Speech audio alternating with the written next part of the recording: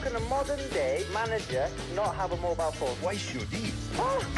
Yeah, you're welcome along to the football show. Full time, if you missed it earlier on today, Manchester City 1-0 winners against Brighton. They are now 4 points off Manchester United at the top of the table with a game in hand. They're coming up on the outside rails.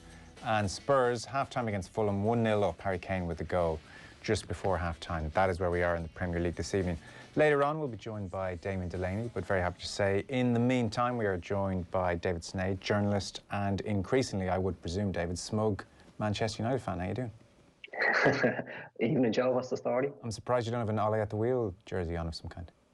Oh no, I was actually half tempted to go to a room and have like just a catalogue of pictures behind me, but I thought it'd be slightly professional, you know. 2012, the last time United were top of the table this deep into a season for a man of your youth. That's a long time. It's a decade. That's a proportion of your lifetime suddenly. No, I think I was living in Manchester for a couple of years before that, and then was actually managed to move home for the job, and was actually living back in Ireland at that point. I remember celebrating that league title, Alex Ferguson's last. Was in there strutting down O'Connell Street with my mates from Manchester who couldn't get a ticket for the game, drinking a cheap bottle of champagne, and it was good times. I would love to have seen the strut. It's a pity. Just picture Bart Simpson. Remember that was on The Simpsons, Bart Simpson in his jocks, but yeah, obviously he was fully dressed, of course. I made the mistake last night of leaving the studio. I left the studio and I talked to Daniel McDonald at length about the FAI Damien Duff situation Monday, and invariably it had come up with David Myler on the football show yesterday, and then Daryl Horgan was a late booked guest, so obviously I had to bring it up with Daryl Horgan. So I walked out of the studio last night and said, I'm done now with FAI and Videogate. Like, I'm sick of this story. I was sick of this story a month ago. I'm really done. And then, lo and behold, I made the mistake of, you know, unless it's gone at least 1 a.m, you can never be safe that an FAI press release won't land. So here we are, Alan Kelly. Alan Kelly, he is asthmatic, he is in his 50s, and obviously this virus is getting more serious by the hour at the moment. With COVID-19 still viciously circulating in our communities, said Alan Kelly in a statement, it's with a heavy heart that I've decided this is the right time to step down from my role. Now, if this was happening in isolation, away from Duff and away from Kelly's role post-Videogate, you would absolutely look at that and say, well, that's fair enough, that's obviously the reason. But now, at the moment, it's hard to suspend thoughts that it's in some way connected with what's been going on. So, talk to us. You start where you want to start, because you've been doing a lot of the legwork on this over the last few days, I know. Yeah, well, first of all, if you were getting into a conversation with Dan, I imagine that would have went late into the night, because he's got a newborn too, so he's not getting much sleep. Yeah, like, I was talking about this earlier, like, obviously the story about Damien Duff obviously broke on Friday, and broke late in the evening, and I know it sounds really, I don't mean to be flippant about this, but one of the benefits of it happening in the middle of a lockdown was you kind of felt a bit more justifiable to ring or text people that late on a Friday night, because people are in lockdown and you probably have a better chance of getting them.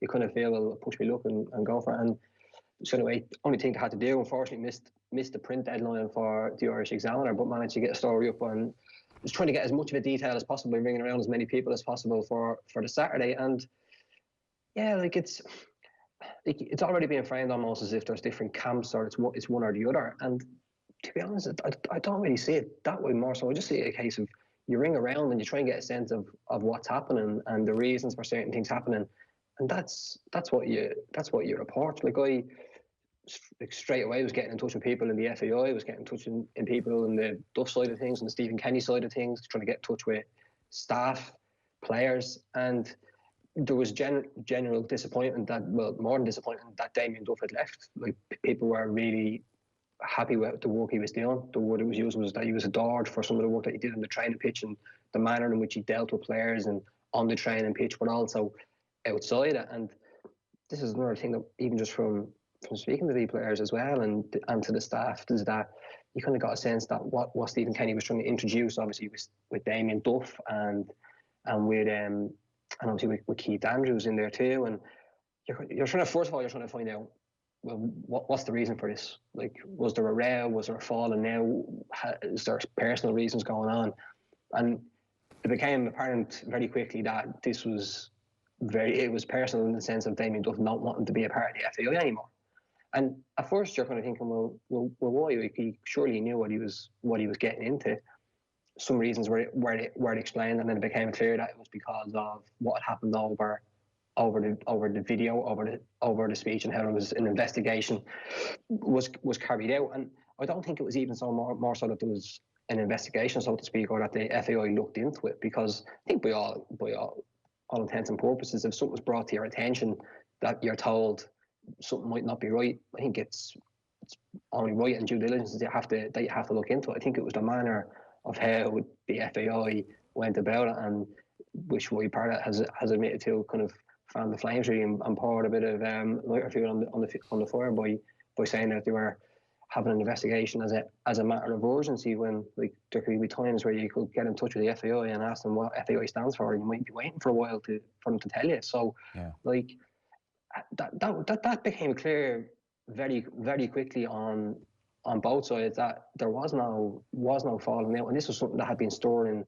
from November, and then subsequently, even from speaking to people in the FAI, that they were kind of saying, well, they didn't even feel that maybe Damien Duff wanted to work for them in the first place, and that Stephen Kenny had to convince him to even get on board. Which, when you read and listen to some of the stuff that's been said subsequently, which makes sense, you hear Damien Duff coming out talking about how it was Stephen Kenny's vision that kind of wowed him. That's who he was doing it for. I don't think you can gloss over the fact that it's a big blow, losing someone of his stature as a player, but also increasing influence as a coach. You can't dress it up and say it's not a blow. It is. And then obviously on top of that, you have the situation with Alan Kelly. He comes out and he leaves, and it happens so soon after. But everyone knows this has been bubbling. He's given his reasons in a statement. You take that on face value and you accept it. But then you also know, just from speaking again to people around the place, that it's clear that things weren't as great for him under Stephen Kenny as they might have been with Mick McCarthy, in the sense of maybe his influence around the place and just what was happening there, and obviously the whole video gate as well. So, and the speech that was made in the dressing room at Wembley. So, again, I don't think Irish football seems to be littered where you're on one side or the other, but so far you're just on the side where you're trying to follow as much of the facts. That's what you try and do, and you can't argue with what's happened. It's been far from ideal. You look at what's happened, the results not great. You add in this upheaval, and it is a headache for Stephen Kenny. But to be framing it already in a sense of it's him losing the control of things or stuff like that, I think that's premature. 2 points on Kelly then. First one, when you say things may be slightly better for him under Mick than under Stephen Kenny, am I to interpret that to a degree as, well, we've got Keith Andrews, we've got Damien Duff, Stephen Kenny's very hands-on, maybe, back in your goalkeeping lane a touch? Thanks, Alan. Yeah, possibly. Like, I know I saw Dan obviously reporting that, touching on that a little bit. Possibly, like, obviously he would have known Mick as well. Like, he never would have worked with Stephen Kenny before. Like, the people who I have spoken to would have said that Alan Kelly didn't want that video played. Obviously, Damien Duff had a hand in that video. Stephen Kenny had a major hand, obviously, of course, in that video. Maybe there's a touch, maybe perhaps of he maybe wasn't, not that he wasn't listened to, but that his advice wasn't taken on board. Listen, I can't speak to 100% to what Alan Kelly's feelings were on the matter, other than, of course, that maybe he wasn't happy with it. But again, it's just from over the last few days, and I think you said it there, about kind of sick of it, about kind of, because it does just seem to be stuff talked about off the pitch, and you can't at the moment, because there's no games for another couple of months, and then you have you do have the last few days that you've had, you can't not discuss it. But then you kind of speak to the players, and you're speaking to around the place, and there's kind of like a sense that, like, players talking about how they can see the dynamic trying to be changed. You can see the environment around the place trying to be changed. Like, COVID has, obviously, in terms of the interaction and all the rest of it around the hotels and the team basically change things dramatically. But, like, from what they're saying, they can see an environment trying to be created in terms of, like, even less downtime, where they're trying to have even more one-on-one meetings, which Damien Duff would have been a big part of. They're trying to have more even meetings as a collective, as a group, but also in that one-on-one setting. Like, there's, I don't want to say that compared to previous managers, because previous managers have had success. Previous managers are so experienced in the game and should be respected for what they've done. But like players talking about how they're enjoying meeting up with Ireland and what they're trying to do on a daily basis, even if they can't get the amount of training time on the pitch, that they're actually enjoying the work that's being done, because there's kind of just like a sense that even like I know this could probably be boring people, and not even so much boring people, and I don't mean to be patronising, but like people could be listening and saying, well, yeah, you could be talking about the fact that they're having more analysis meetings, that they're having more one-on-ones, that recovery sessions are maybe tiny bit different, just treatment times. There's like individual kind of independent recovery and the training preparation. And people are saying, yeah, but haven't won a match, and that's 100% understandable. Mm-hmm. But like we're at a point where people were calling for something different. People were calling for a change, and were calling for a kind of cultural review in a sense of terms of trying to change what's happening with Irish football. Got a manager coming in who's trying to do that. He's obviously he's not had a good start. Was no one's arguing with that. He's now lost the third in command, one of his very promising coaches, because he no longer wanted to work with the association. And then obviously there's the goalkeeping coach has left too. Come March time, that's the only thing that's gonna smooth things over. If from March time results and performances pick up and you begin to see a bit of bear fruit of some of the work that is being done. And that's only from listening to people. And like I think I said this before, like if you almost feel as if I'm coming on being like a PR person for like the FAI, but when the only reason being is because you're talking to people and you're hearing good things about what's happening behind the scenes. You're hearing positivity. You're not hearing major negativity from the sense of this is a manager who hasn't got a clue what he's doing. This is a staff who haven't got a clue what they're doing. That's not what genuinely isn't what's being told to me. Yeah, and that's not just from one source or two. It's from different people. So you have to go with that. On Kelly, then the second point I was going to put to you. So going back to Videogate for hopefully the last time ever, the reporting was that he had potentially been the source of the complaint over the video. Stephen Kenny shot that down and said that was not the case, that Kelly had not complained about the video. And the second point on Kelly with the video, he was furious that he was being painted potentially as the source of the leak, like absolutely furious, and came out to that effect. But you're saying at the same time he didn't think much of the video, didn't think it was a good idea, didn't like the content, is it? Yeah, well, that was just that apparently he'd gone to Stephen and said that maybe it wasn't a good idea, and that it wasn't something that he should have done. Do we know why he didn't think it was a good idea? I don't know. Like that's the truth. Like I think Damien Duff made the point saying, well, all it was referencing historical facts that are part of Irish history. You know.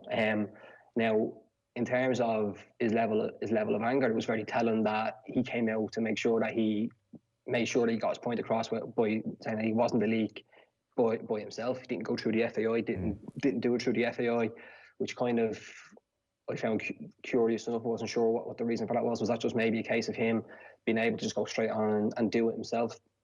Again, it would be something that I'm sure people who are closer to him would be able to find out. My impression of that was he was just so angry he wasn't going down the PR route. He wanted to speak plainly and just put this thing to bed.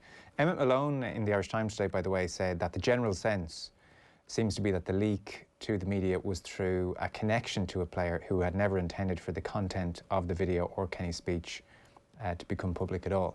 Now, who knows how these things get out? I think we chatted about this. I think when around the time when this blew up, and like this is the thing. Like there's so many players in and around, and it wasn't just players in there. It was like 20 odd people in and around the room who would have been there for it, you know. And like if there's agents involved, people talk, people can get back to journalists. I don't think that it's necessarily a case of there was a leak who went giving the story to the mail. It could just been something that was relayed. I think the issue that has fueled it really was the FAI's response to it. How straight away they came out saying that they were aware of it and were dealing with it as a matter of urgency, when it could have very easily have been sorted out in terms of getting to the bottom of it, because very quickly it became clear. Like Gary Owens in his meetings, one-on-one meetings with, say, Damien Duff at Abbottstown, for example, I kind of had alluded to it previously with you, but kind of basically, I said this in Company Examiner, like Duff tore shreds through Gary Owens. And basically said what an absolute disgrace it was that this was happening, how this was how it was being dealt with, and was going in there basically saying that after being made to apologise, he was willing to resign. He would have resigned there and then. That's what I'm saying. This has been bubbling. This has been bubbling for a while, and obviously then it's just a feeling that Duff hadn't been able to shake. Like, I think there's even an acceptance that even from around the squad, that maybe it wasn't so much a leak that went straight to the paper or over there, or from in the dressing room. As you say, like, there's so many people in and around footballers that it's stuff like this can't get out, and then like maybe the nature of it just adds to it, just adds to the conspiracy. And then now obviously with Damien Duff leaving, people are gonna speculate. I suppose it will only be, even though I would stand over what I've already written, just in terms of getting it from the various sources, that is the reason why. Until he actually comes out and you hear it from the horse's mouth, Sure. well then people are going to just keep on going to be speculating and stuff, you know. Either way, it's all a bit messy, and it's a pity, and geez, it's a costly fallout from a video and a friendly game against England, isn't it? I mean, if you're anti-Kenny out there listening to all this, you might well say, well, shouldn't Alan Kelly coming to you about this video? And you know, this is Alan Kelly, who's been on Irish team buses for decades, who's sat through rebel songs and seemed to have no issue.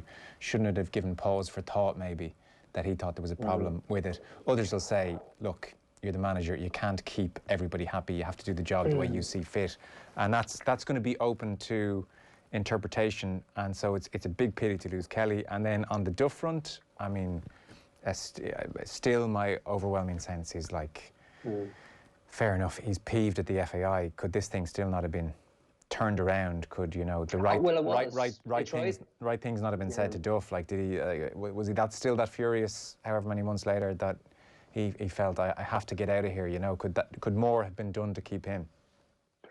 In terms of more, obviously Stephen Kenny tried to convince him. Like, Duff went to him just around Christmas time and told him that this is still not a way to really, and this is what he was thinking. Just tried his best, gave him a bit of time to try and think about it, tried to talk him around, and he's obviously a very headstrong person, I suppose. Like, you have to respect it, and I think grudgingly he kind of did. And like that, this is the thing, like, as well, like with Damien Duff, like he's out to like sing to his own tune, really, you know what I mean? He's not beholden to anyone. He's like it wasn't, if you look at it, like, I don't mean this in a way, but like, he's one of those players who's come through an area whereby he's financially set. He's not scrounging around for a job. If something doesn't feel right for him, even if maybe some of the people around him still do, if it doesn't sit well with him, he's kind of able to make the decision to leave, and that's what he's done. And as I said, like, there's people saying even the fact that Kenny was able to get him in the first place to be part of the FAI was almost like a little victory. And now you have obviously this happening where it just, again, there's no getting away from it, and it's only because you have to look at it through the results as well, because that's what people look at it too. You can't ignore that. And when this happens, it's just not, it's very, very far from ideal. But then luckily you've got March time where you have to try and begin to get on the right road again. Yeah, you know, it's definitely a blow, especially Duff. I mean, the goalkeeping coach thing, I don't know how big a deal that is, frankly, but I guess it's just still not good, hot on the heels of Duff. Any word on replacements? You've seen a couple of names. I don't think there's going to be a mad rush in it, just from making calls and stuff. I think it's going to be something maybe over the next couple of weeks will be sorted out. Obviously, like Lee Carsley is very prominent on that list. Obviously, serious caliber as a coach, with overseeing like England's under youth system now at the moment, in terms of like the 18s and 20s, manager of the 20s. When he worked with Man City, he's got serious pedigree. Obviously, an international as well. See, John O'Shea is being mentioned. Mark Kennedy is a bit of an outsider. That was another name mentioned. But yeah, and then just to make the point on the Alan Kelly thing, and this is just another, like, there's a suggestion that everything that was said in the speech was relating to, say, it was the Irish stuff and all the rest of it. But it's also said that maybe it could have been stuff said about like players and clubs that were mentioned that maybe he didn't really like either, you know, and about them, like, not respecting Irish players, kind of thing. Yeah, and clubs were mentioned who maybe Alan Kelly would have an affinity to, you know, right. And yet there's players in that dressing room who are playing for those clubs and then you speak to them and they had absolutely zero problem with it. So you have to wonder, is it just a case of maybe someone realising that maybe they're not going to have as much pull as maybe they might have had under previous managers, and find that hard to take as well. So I think you have to. Everyone has or is going to spin an agenda their own way, I suppose, really, and you have to just try and speak to as many people to get as rounded a picture of things as possible. And sometimes it can be difficult. You end up going around in circles, you know. Okay. Very last point, and can you keep this even to a minute if you can, because, sorry, I've gone slightly over. This is on Man United, is it? No, it's not. Part of this whole story feels like there's forces working against the team or not having the best interest of the team. You know, Stephen Kenny alluded to that.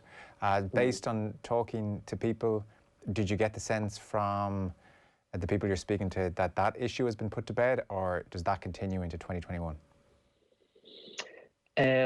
I would say I don't think it has been put to bed. Okay.